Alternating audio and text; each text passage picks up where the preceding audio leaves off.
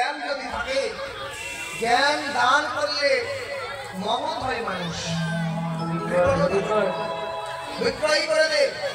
এবার তোর বৌমাটাকে আমার হাতে তুলে দে। হ্যাঁ, জটিলা চিন্তা করছে কথা খুব একটা খারাপ হবে, কারণ বৌমাকে যদি কাজে লাগানো যায় তাহলে আমার সংসারের উন্নতি হবে। যদি যুক্ত ভুলগুলো আমার সেবায় লেগে যাবে, অপচয় হবে, সেবায় লাগাতে হবে। এবার জটিলা বড়াই বুড়িকে বলছে, ঠিক আছে আমি আমার বৌমাকে যেতে দিতে পারি, কিন্তু একটা শর্তে। কি শর্তে? ঘাটে যাবে যাক চলেব, হাটে যেন যাই না। হাটে যাবে যাক চলেব, হাটে যেন যাই না। হাটে যাবে যাক চলেব, ঘাটে যেন যাই না। আর হাটে যাবে যাক চলেব, ঘাটে যেন যাই না। বলছে হাটে যাবে যাক চলেব, কিন্তু ঘাটে যেন যাই না। হাটে যেন যাই না, ঘাটে যেন যাই না। ঘাটে যেন যাই না। হাটে যাবে যাক চলেব, ঘাটে যেন যাই না। হাটে যাবে যাক চলেব, ঘাটে যেন যাই না। এদিক ওদিক চাই না, এদিক ওদিক যাই না, এদিক ওদিক চাই না। এদিক ওদিক যাই না। হাটে যাবে যাক চলেব, ঘাটে যেন যাই না। হাটে যাবে যাক চলেব, ঘাটে যেন যাই না। বলছে ঠিক আছে হাটে যাবে না, কিন্তু বৌমাকে যেন ঘাটে নিয়ে যেও না। হ্যাঁ, ঘাটে কি? ওই ঘাটে নাকি ওই কৃষ্ণ কানাই থাকে, ওই কালা থাকে, ওখানে গেলেই যত বিপদ। বড়াই বুড়ি বলছে মাথা তোর খারাপ নাকি, ওকে ঘাটে নিয়ে যাবো না। আর মনে মনে বলছে একটিবার খালি সাজিয়ে দে না। হ্যাঁ হ্যাঁ, এবার ওই দধি দুগ্ধ ভীত ভোলের পসরা সাজিয়ে নি শ্রীমতী রাধারানী সহ সকল সখীগণ বাস্তুতে নিলেন। হ্যাঁ, ওরে দধি দুগ্ধ ভীত ভোলে সাজায় পসরা। আরে দধি দুগ্ধ ভীত ভোলে সাজায় পসরা। দধি দুগ্ধ ভীত ভোলে সাজায় পসরা। আরে দধি দুগ্ধ ভীত ভোলে সাজায় পসরা। মথুরা লক্ষ্মী গেল যত ব্রজবালা। আর মথুরার ঘাটে গেল যত ব্রজবালা।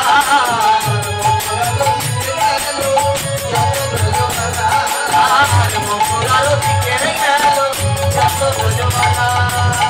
যদি দুগ্ধ ভীত বল সাজায় পসরা, দেখি একটা পসরা সাজিয়ে নিয়ে শ্রীমতী রাধারানী সহ সকলে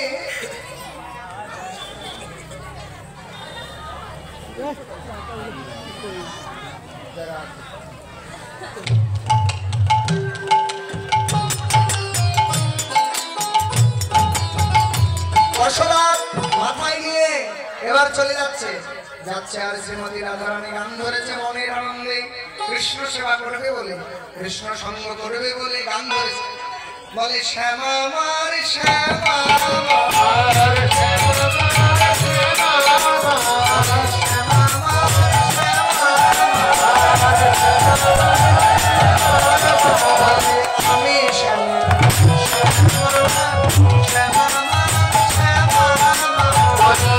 আমি শ্যামের শ্যামে আমার, শ্যাম আমার শ্যাম আমার। শ্যাম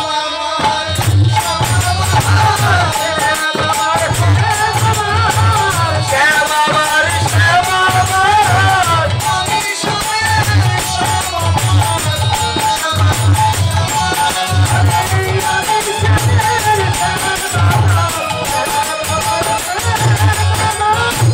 বাবা জটিলা বলছে বাবা আমাদের বৌমা তো খুব সুমতি হয়েছে, মানে আয়ান তো শ্যামা মায়ের ভক্ত।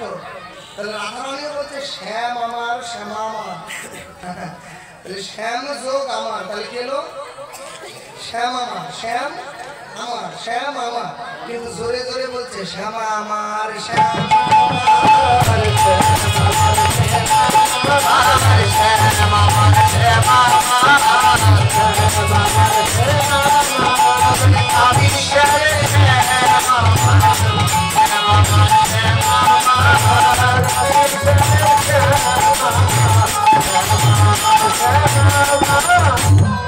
আমি শ্যামের শ্যাম আমার, শ্যাম আমার শ্যাম আমার, জোরে জোরে বললে শ্যাম আমার শ্যাম আমার হয়। এবার জটিলা চিন্তা, বাবা বৌমার তো খুব মতি হয়েছে, বাবা ভগবান তোমার করুক মা, তোমার মতি হোক। হ্যাঁ, এবার খুশি হয়েছে। সকল সখীগণ মিলে এবার যমুনার পারে দাঁড়িয়েছে। গোবিন্দ আমার দেখুন এই যে সোনাগণ শাড়ি হরিদতু নন্দন চলে সে কোথায়? যমুনা। যমুনা এসেছে যমুনার মনোবাঞ্ছা পুরাইতে এবং নিজেরও মনোবাসনা পুরাইতে। রজত কাঞ্চনে মোড়া শিক্ষিপুচ্ছ গঙ্গা ছড়া কেরুয়ালে রজত কিঙ্কিনি।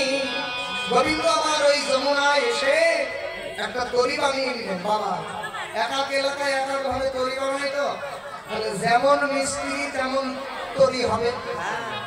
আমি যেমন মিস্ত্রি বাবা, তরিটাও আমার তেমন হবে। আপনারা কৃপা করে হ্যাঁ একটু গ্রহণ করুন। এবার দেখুন গোবিন্দ আবার তরি বানাচ্ছে। রজত কাঞ্চনে মোড়া শিখিপুচ্ছ গুঞ্জ ছড়া, হ্যাঁ কেরুয়ালে রজত কিঙ্কিনি। তো যেই তরিতে আমার গোবিন্দ থাকে সেই তরিতে এমনিতে মানান চলে আসে।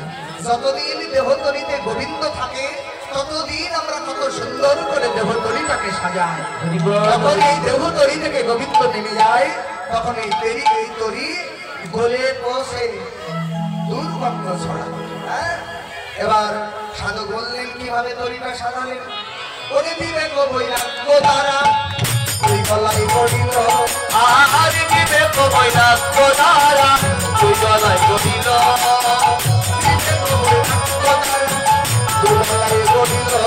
আর বিবেক বৈরাগ্য দ্বারা তুই গলায় পড়িল।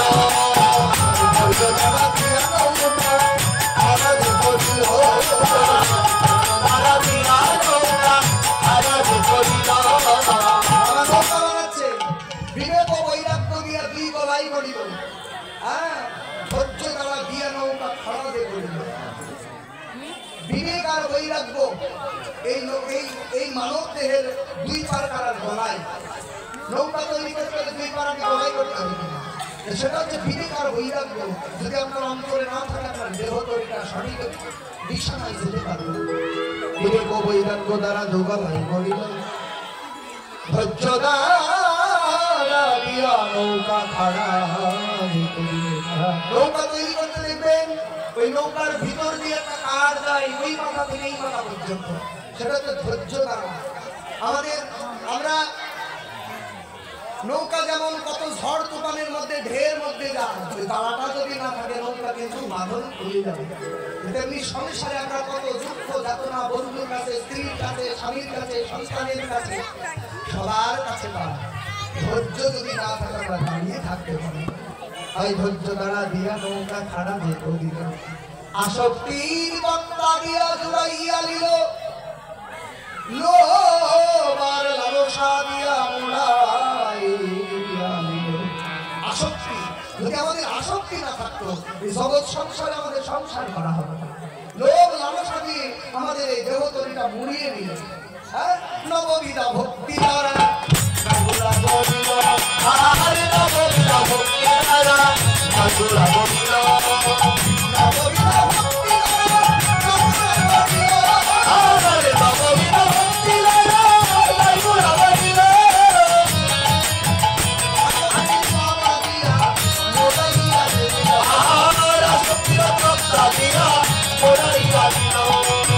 সাধুর সঙ্গে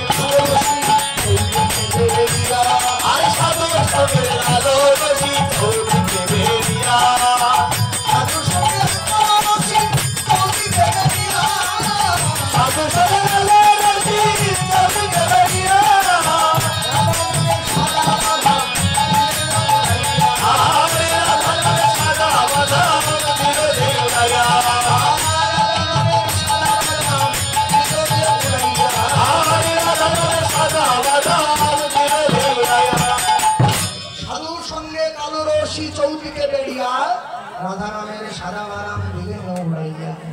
নৌকার যে গোড়া লাগবে দেখেন বাবা, এই পার পার দিয়ে গোড়া দিতে হয়, সেটাকে নববিধা ভক্তি দ্বারা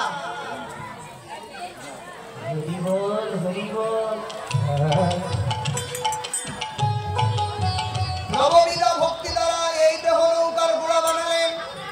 সাধুর সঙ্গে কালো রশি চৌকিতে বেরিয়ে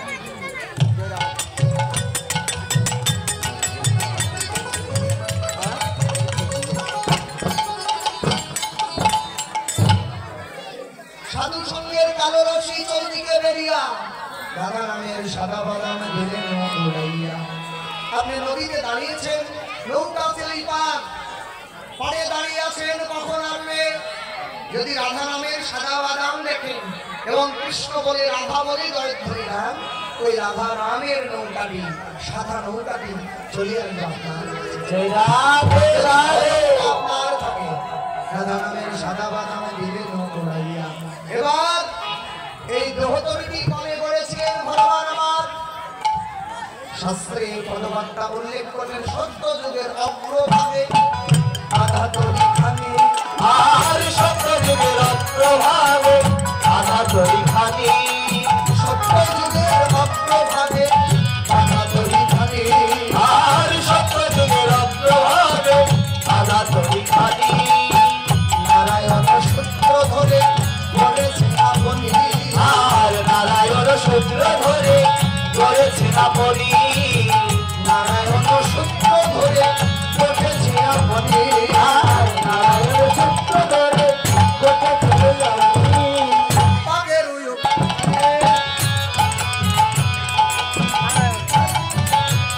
আর নারায়ণ সূত্র ধরে করেছেন আপনি, সূত্র ধরে করেছেন আপনি। পাগের উপরে পাপ আবুল বুখার আর করে পাপ আবুল বুখার, পাগের উপরে পাপ আবুল বুখার, পাপের উপরে পাপ আবুল বুখার। সুজন করি হইলে করি হাতে লয়ে যায়, আর সুজন তরি হইলে তরি ঘাটে লয়ে যায়, আর সুজন মাঝি হইলে করি কালে লয়ে যায়। আর সুজন মাঝি হইলে তরি পারে লয়ে যায়। যারে সত্য যুগের অগ্রভাগে বাধা তরি খানি, নারায়ণ সূত্র ধরে গড়েছে আপনি। সত্য যুগের অগ্রভাগে তরি খানি গঠন করেছেন, পাকের উপরে পাক হাবু খায়, সুজগত মাঝি হইলে তরি ঘাটে বাবা। আপনার যে দেহ তরি এর মাঝি যদি সঠিক না হয়, এই তরিটা তো ঘাটে নিয়ে যাওয়া যায় না রে বাবা। যেমন কুরুক্ষেত্রে রণাঙ্গনে ভগবান বলেছিল, হে অর্জুন, আমি যতক্ষণ তোমার রথে দাঁড়িয়ে থাকবো, যতক্ষণ তোমার রথের সারথি হব, ততক্ষণ এই রথ কখনো বিপদে পরিচালিত হতে না। আপনি যেই হন না কেন, আপনার এই দেহ তরিটা একজনকে মাঝি করতেই হবে, নইলে এই দেহ তরি সঠিক দিকে যাবে। হ্যাঁ, তাহলে কি হলো? এই দেহ তরির মাঝি হচ্ছেন আমার গোবিন্দ। যদি সুজন মাঝি হয়, মাঝি যদি ভালো হয়, তবে দেহটা এই দেহ তরিটা বা আপনার নৌকাটা সঠিক দিশায় থাকে। পাকের উপরে পাক হাবুডুবু খায়, সুজন মাঝি হইলে তরি ঘাটে যায়। এবার দেখুন ভক্ত ভগবানকে মাঝি করতে না পেরে বৈষ্ণব প্রতিবাদটা বলছে, সময়ে গাফকালি দিতাম যদি, আমি পাইতাম তো নিরবধি, আমায় আদর করত আমি এই তরিতে যদি গাফকালি দিতাম, বাবা গাফকালি দিলে নৌকা ভালো থাকে, তাহলে আমার তরিটা ভালো থাকতো, আমায় মহাজনে আদর করতো। কিন্তু কাম কামনা চরিতার্থ করতে তরিটার অবস্থা খারাপ করে ফেলে দিয়েছি, তাই সময়ে গাফকালি দিতে পারি না। তাই তাকে পড়ে তরিটা হাবুডুবু খাচ্ছে। এই দেহ তরিটা গোবিন্দের চরণে নিবেদন করে দিতে হবে। এই দেহ তরিতে গোবিন্দকে মাঝি বাঙালি, তবে আপনার জীবন মানব দেহটা অতি দুর্লভ। এই দুর্লভ ভোজনের দেহটা, এই দেহ তরির মাঝি গোবিন্দকে যেতে মানুষ করতে পেরেছে জগতে, তাদেরই জন্ম সার্থক হয়েছে। এবার মাঝি নৌকা নিয়ে সমুদ্রে আমার যমুনার মধ্যে বসে আছেন। ব্রজ গোপিকারা সাগরে গিয়ে এবার দেখছে যমুনায় একটা নৌকা। সকল সখীগণ বলছো মাঝি মাঝি তোমার নৌকাটা নিয়ে এবার এসো না। মাঝি শুনছে কিন্তু ডাকছে না, কারণ আমার যে দল সে না ডাকলে আমি যাব না। আর ডাকের মধ্যে আর্তনাদ থাকতে হবে। হ্যাঁ মাঝি ডাকছে কিন্তু গোবিন্দ আমার আসছে না। এবার অন্য সখী বলছে শোনো বড়াই মা বুড়িমা, তুমি যে এই ঘাটে নিয়ে এসেছো, চলো এই ঘাটে আমরা পার হবো না, এই মাঝির স্বভাব ভালো না, চলো অন্য ঘাটে যাই। অন্য ঘাটে গিয়ে দেখে ওখানে ওই মাঝি বসে আছে। কোথায় যাবেন গীতাই বললেন তুমি যারই ভজনা করো না কেন, হ্যাঁ সে অসলা ভক্তি আমি দিয়ে থাকি। তুমি দেবতার পূজা করবে, দেবতার পূজা করতে করতে কোনো না কোনো দিন আমার চরণে তোমাকে আশ্রয় নিলেই তবে আমাকে পাইবে। দেবতার পূজা করে দেবলোকে যাবে, আমাকে পূজা করলে আমাকেই পাবে। ওইভাবে পূজা করতে করতে একদিন আমার কাছে তোমাকে আসতেই হবে। তুমি যেই ঘাটেই যাও সেই ঘাটে মাঝি যাবি। হ্যাঁ এবার ব্রজ গোপিকারা গিয়ে দেখছে ওই ঘাটেও গোবিন্দ। হ্যাঁ এবার শ্রীমতী রাধারানী বলছে শোনো, ওই মাঝির স্বভাব বড় ভালো লাগছে না আমার। তুমি কোন ঘাটে নিয়ে এলে, না জানি নৌকায় তুলে নিয়ে কোথায় গিয়ে কোন বিপদ ঘটাবে। রাধারানী বড়াই বুড়িকে বলছে হাসিতে হাসিতে গীতওয়ালা পিছে, হাসিতে গীতওয়ালা পিছে, হাসিতে হাসিতে গীতওয়ালা পিছে, হাসিতে হাসিতে গীতওয়ালা পিছে, আইছে রাধারানী উড়াইছে রাধারানী উড়াইছে রাধারানী উড়াইছে রাধারানী সব বুঝি ভালো আর সবাব বুঝি ভালো নাই, সবাব বুঝি ভালো নাই, সবাব বুঝি ভালো নাই। এই ঘাটে পার হবো না, সবাব বুঝি ভালো নাই। হাসিতে হাসিতে গীতওয়ালা পিছে ভুলাইছে রাধারানী, মাঝির বুঝি স্বভাব ভালো না, এইভাবে পার হবো না। হ্যাঁ সকলে সখীগণ যখন ডাকছে তখন রাধারানী এবার করজোড়ে মাঝিকে ডাকতে লাগলেন। ও মাঝি, তুমি কৃপা করে একবার পারে এসে আমাদের ওই পারে পার করে দাও, আমাদের বেলা যে ডুবে যায়, মথুরার বাজারে গিয়ে আমাদের বিক্রি দিনের সময় যে বয়ে যায়। মাঝি পার করে দাও, হাটের সময় থাকতেই হাটে যেতে হয়। জয় রাধে মায়েরা, এখন আমার সময় হয়নি, আরো বয়স হবে না, হাট ভেঙে গেলে তো আর কেনা বেচা হবে না, সময় চলে গেলে তো আর কেনা বেচা হবে না।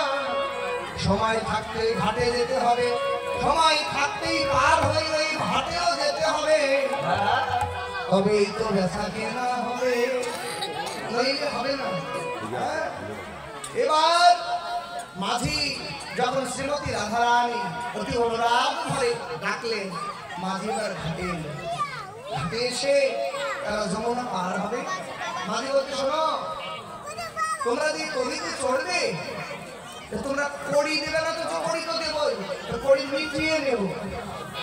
আমাদেরটাও মিটিয়ে নেন।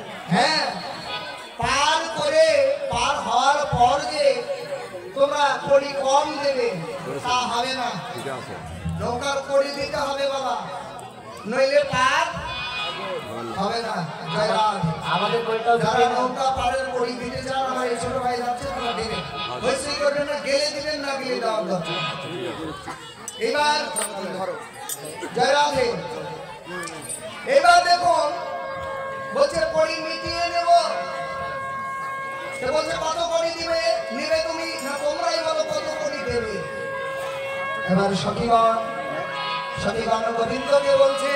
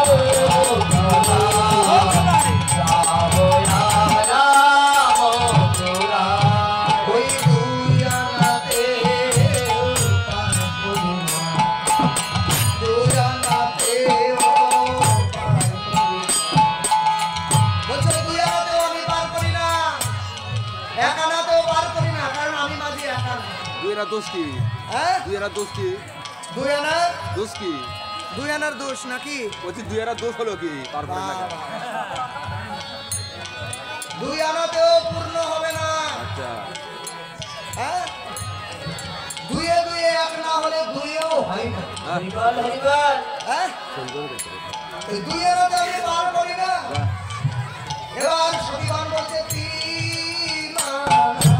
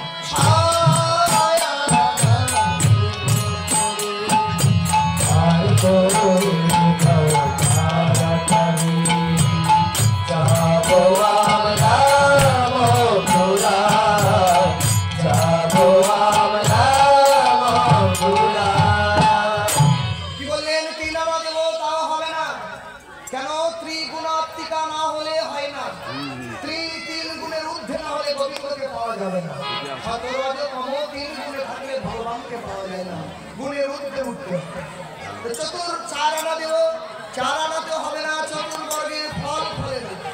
পাঁচ আনা দেব না, পঞ্চভূতের আনা যাবে। ছয় আনা দেব, ছয় আনাতেও হবে হবে না, কারণ ষড়ঋতু বশ না হলে ছয় আনাতেও হবে না। সুন্দর কথা। ষড়ঋতু ছয়টা ঋতু বশ না হলে পাওয়া যায় না। সাত আনা দেব, তাও হবে না। আট আনা, তাহলে বলছে আট আনা, বলছে সাত আনা যখন হবে না, এবার সবিগান বলছে আমরা করি দেব আট আনা, করি দেব আট আনা, করি দেব আট আনা, আমরা করি দেব আট আনা, হাসি তুমি কাল করো না, করি দেব আট আনা, করি হাসি তুমি কাল করো না, করি দেব আট আনা, আট আনাকে পারো না, আট আনাকে পারো না, আট আনায় পার করি না, আমি মাঝি আট আনা, আট আনায় পার করি না, করি আমি মাঝি আট আনা, আট আনায় পার করি না, কন্যা কানের টানা, আমি মাঝি আট আনা, করি কেউ জানে না কালের টানা, আট আনায় পার করি না, চাট আনায় পার করি না, আমি মাঝে আট আনা, টানা আট আনা, বলছে আমাকে কেউ টানের টানা টানে না, তাই আমি পার করি না। আমাকে যদি মন থেকে টানে আমি অবশ্যই তাকে পার করি। হ্যাঁ?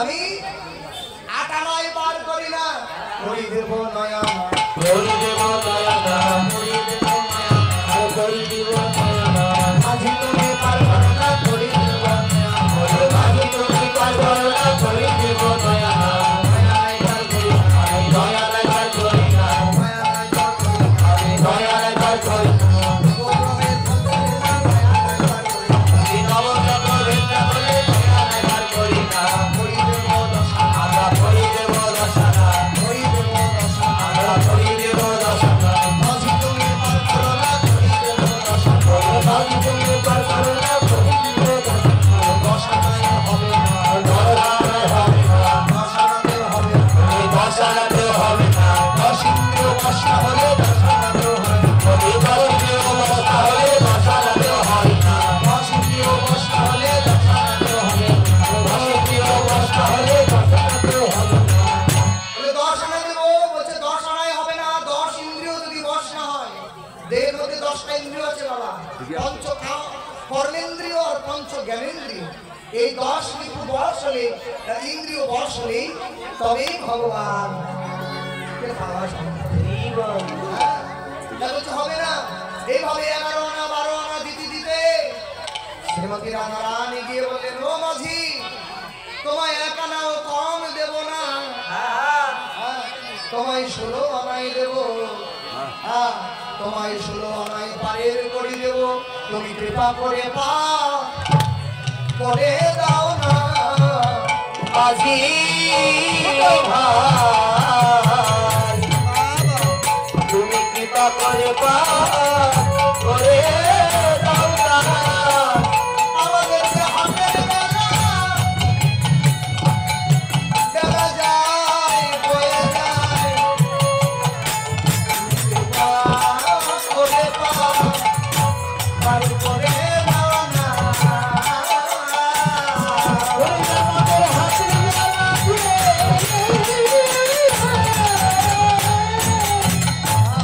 ওরে পায়ে করে যাও করে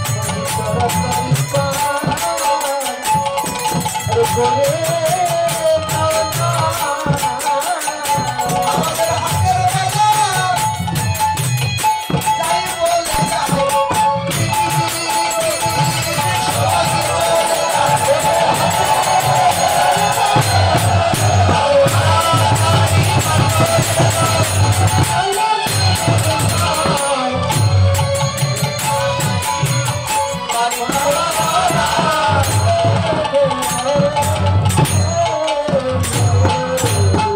রাধে বেলা চলে যায় মাঝে তুমি পার করে দাও এবার সকল ঠিক আছে ওঠো শুরু হয় যখন দেবে বাবা দেবমন জীবন যৌবন সব কিছু শুরু আমরা গোবিন্দকে না দিয়ে গোবিন্দ আপনার ভার কোনোদিন কখন যখন নৌকায় তুলে নিলেন নৌকায় তুলে এবার বলবে তো একে একে হ্যাঁ এবার গোবিন্দ আমার সখীগণ আমাদের বলছেন রাধারানী সহ সখীগণকে সকলকে বলছেন ওরে আগা চাইপা ধপা সোনা গোড়া চাইপা বাসো আগা যাই ভালো বাসো আগুরা যাই বাসো চাইপা ধপা সোনা গোড়া চাইপা বাসো আগা যাই ভালো বাসো আগুরা যাই বাসো গোড়া চাইপা বসাই আমার তোরির দলে শেষো ওরা যাই বাবসায় আমার তোরির দল শেষো হরি দশা চলে তোরির দল শেষো রে তোরা তোরির দল শেষো রে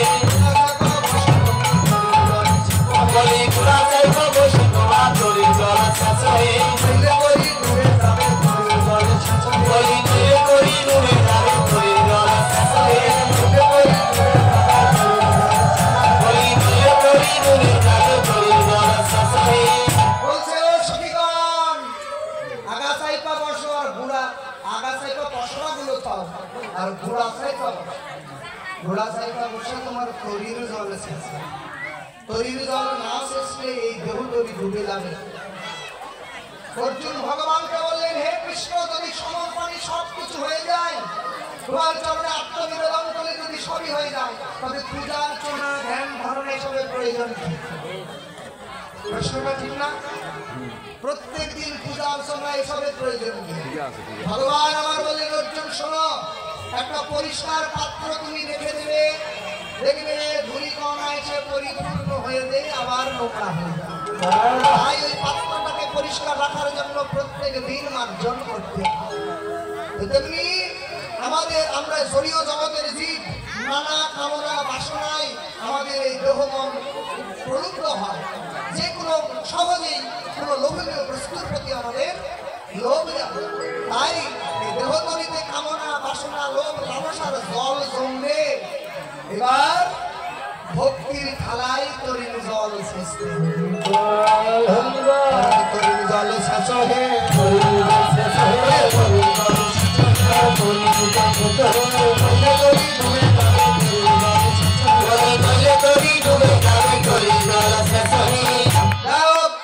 ঠিক আছে, মেনে নিলাম আমরা তো আছি, তরির জল শেষ, ঠিক আছে। বলছে শোনা, তাও হবে না, কি করতে হবে বাবারে? এবার বলছে তোমাদের বসন রাখা যাবে না, তাইলে নৌকা যেই কোনো সময় ডুবে যাবে। তোমাদের এই নীল বসন দেখে আকাশে মেঘের উদয় হবে। হ্যাঁ, মেঘের উদয় হলে যদি বর্ষণ শুরু হয়, ঝড়ে আমার নৌকা ডুবে যাবে। হরিবল হরিবল। গোবিন্দ আমার এই বসন বললেন না, কামনা বাসনার যেই বসন, এই বসনের মেঘ যদি হৃদয়ে লাগে, তাহলে আপনার ভক্তি নৌকাটা অচিরেই ডুবে যাবে। হরিবল। কিন্তু লীলার মাধ্যমে বুঝিয়ে দিলেন, বলছে মাঝি, আমাদের না হয় কালো বর্ষণ নীল বর্ষণ থেকে মেঘ লাগাবে, কিন্তু তোমার যে কালো বর্ণ, এই বর্ণ দেখে কি মেঘ লাগাবে না? তাহলে তোমার কালো বর্ণ কি করে ঢাকবে? গোবিন্দ আমার তার উচিত কথা বলে গেছে না, মাথাটা নিচে করলেন। সখীগণ বলছে, রাধে জানিস না আমাদের এই গরিবগুলো ঘির ঘুর